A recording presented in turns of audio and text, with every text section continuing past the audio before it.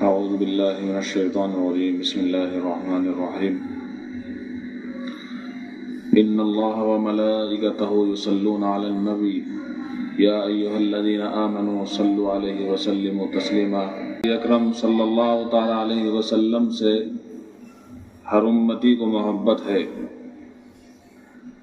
اور ہونی بھی چاہیے، اور اس میں اضافہ ہوتا رہنا چاہیے۔ ایک شاعر کہتا ہے ان المحب لمن يحب مطیع، جس سے محبت ہوتی ہے اس کی تابعداری کی جاتی ہے، اور جس سے محبت زیادہ ہوتی ہے من احب شیئا اکثر ذکرہ، اس کا تکرار بھی زیادہ ہوتا ہے، اس کا نام بار بار زبان پر لینے کو جی چاہتا ہے۔ محبت جس سے ہوتی ہے، جب کوئی اس کا تذکرہ کرتا ہے تو کان اس آواز کی طرف متوجہ ہو جاتے ہیں۔ کیوں؟ اس لیے کہ میرے محبوب کا تذکرہ چلا ہے، میرے محبوب کی داستان کسی نے چھیڑ دی ہے۔ محبت ایسی ہی شے ہوتی ہے، اور دل یہ چاہتا ہے کہ میرے محبوب کا تذکرہ اور ہو، میرے محبوب کی پیاری پیاری باتیں، ان کی اداؤں کا تذکرہ اور بھی زیادہ ہو۔ اللہ تعالیٰ کو اپنے پیارے نبی صلی اللہ تعالی علیہ وسلم سے بے حد محبت ہے، اتنی محبت کہ حضرت آدم سے لے کر حضرت عیسیٰ تک کسی سے اللہ تعالیٰ کو اتنی محبت نہیں ہے جتنے اپنے پیارے نبی صلی اللہ تعالی علیہ وسلم سے محبت ہے۔ اسی محبت کا تقاضا ہے کہ رب تعالیٰ نے ایک بہت ہی عجیب بات ارشاد فرمائی کلام الہی میں۔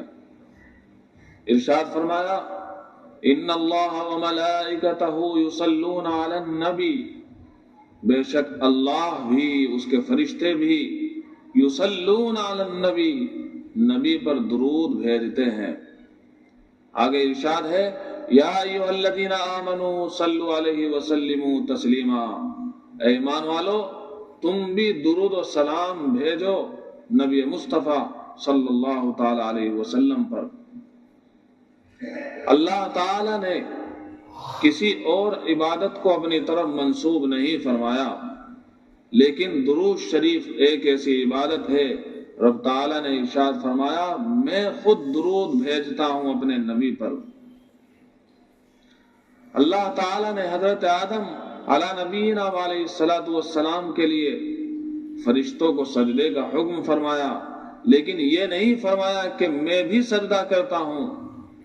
اللہ تعالیٰ نے دیگر انبیاء اکرام علیہ الصلوۃ والسلام کو بڑے بڑے مقامات سے نوازا، لیکن یہ نہیں کہا کہ میں بھی ان کے مقامات کو بلند کرنے کے لیے یہ کام کرتا ہوں۔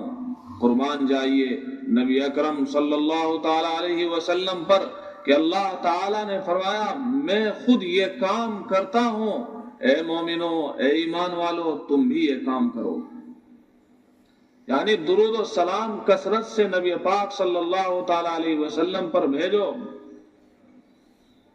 اللہ تعالیٰ نے یہ ارشاد فرمایا ہے۔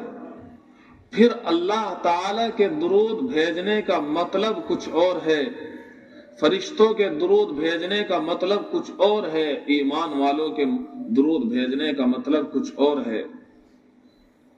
اللہ تعالیٰ کے درود بھیجنے کا مطلب یہ ہے کہ اللہ تعالیٰ اپنے نبی کا تذکرہ فرشتوں کے سامنے کرتا ہے، آپ کی مدح و ثنا کے گیت رب تعالیٰ اپنے فرشتوں کی مجلس میں سناتا ہے۔ سبحان اللہ۔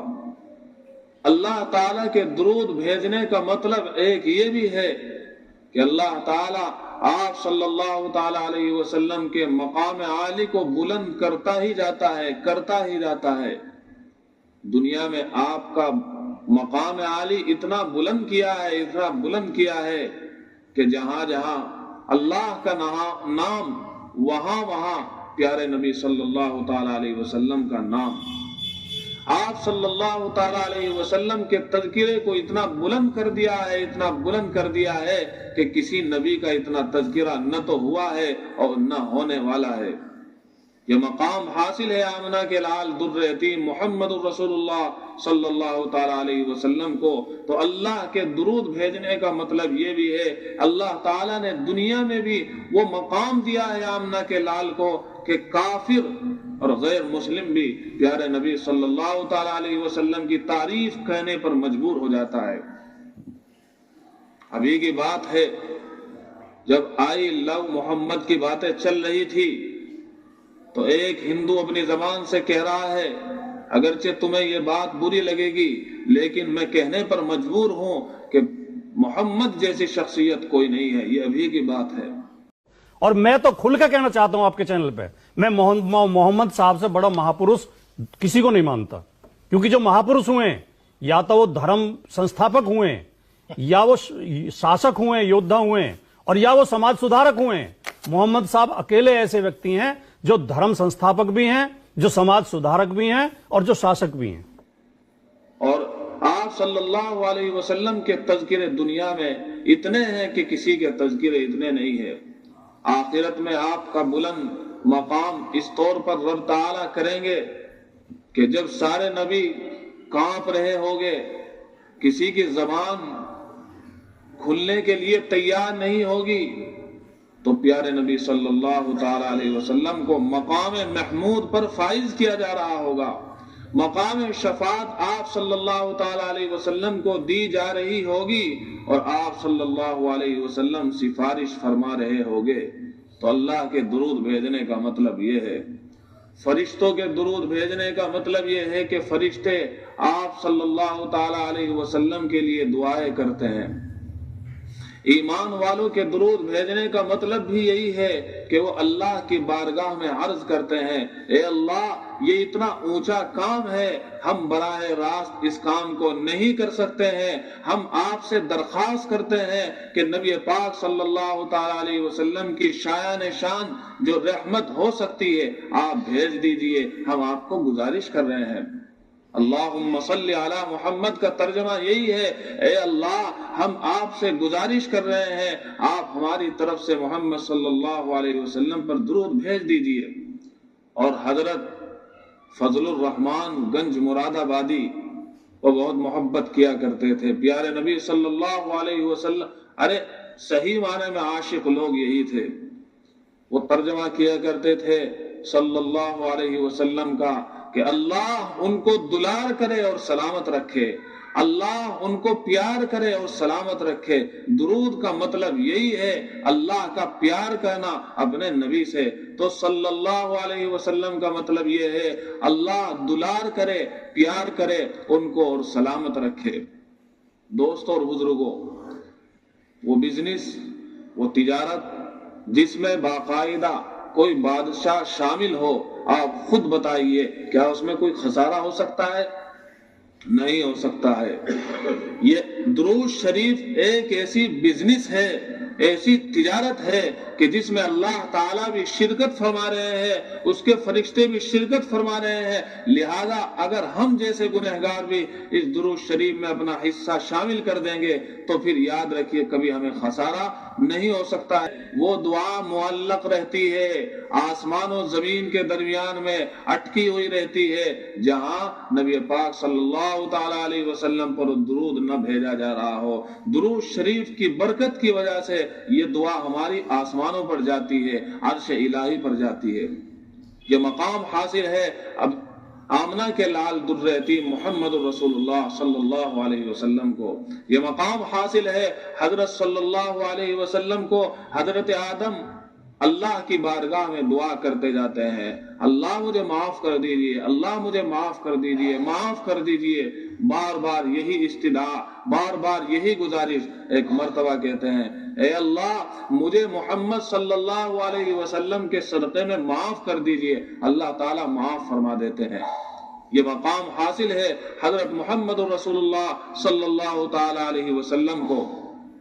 اور پھر ارشاد فرمایا ہے حضرت انس جو آپ صلی اللہ علیہ وسلم کے خادم خاص ہیں، 10 سال تک آپ کی خدمت کی ہے، فرماتے ہیں 10 سال تک میں نے خدمت کی، میرے پیارے نبی صلی اللہ علیہ وسلم نے کبھی مجھے کسی کام کے بارے میں یہ نہیں کہا کہ تو نے اے انس یہ کام کیوں کیا، یہ کام کیوں نہیں کیا، مجھے کبھی اف تک بھی نہیں کہا، مجھے کبھی ڈانٹا تک نہیں، مانا تو بہت دور کی بات ہوتی ہے۔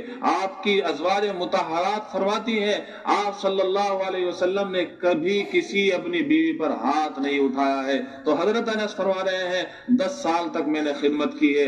ارشاد فرماتے ہیں، روایت کرتے ہیں کہ نبی اکرم صلی اللہ تعالی علیہ وسلم نے ارشاد فرمایا جو صرف ایک مرتبہ درود شریف بھیجتا ہے نبی اکرم صلی اللہ علیہ وسلم پر، اس پر اللہ تعالی 10 رحمتیں نازل فرماتے ہیں، اس کے 10 گناہ معاف فرما دیتے ہیں اور 10 درجے بلند کرتے ہیں۔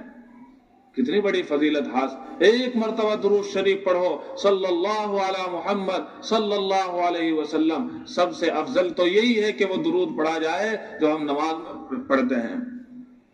ارشاد فرماتے ہیں حضرت ابن مسعود رضی اللہ تعالی عنہ کہ نبی پاک صلی اللہ تعالی علیہ وسلم نے ارشاد فرمایا قیامت کے روز میرے سب سے زیادہ قریب وہ ہوگا جو مجھ پر کثرت سے درود شریف پڑھنے والا ہوگا۔ اللہ اکبر۔